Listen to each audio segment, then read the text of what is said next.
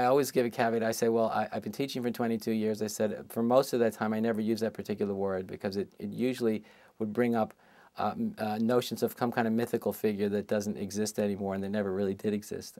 So I keep reminding people that there's no one out there and there's no one up there.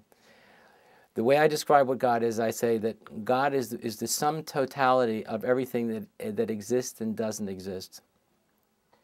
So the sum totality of everything that exists and doesn't exist, we could say, is being and becoming. Being represents the unmanifest, empty ground or void from which the material universe sprung forth 14 billion years ago, and becoming is the entire manifest cosmos. So the unmanifest and the manifest, as being and becoming, that entirety, the totality of everything that is and is not, is what I would say what God is.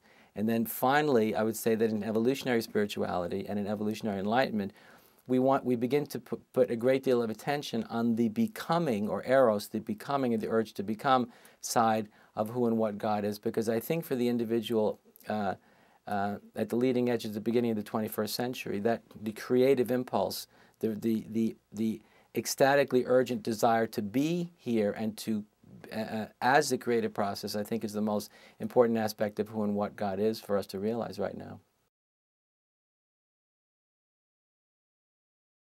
There are different forms. There are different forms and expressions of love. Of what love is. So, the love that a mother feels for her child is very different than the kind of love that a lover feels to his beloved, which is very different than the kind of impersonal, absolute love that is the very nature of what God actually is.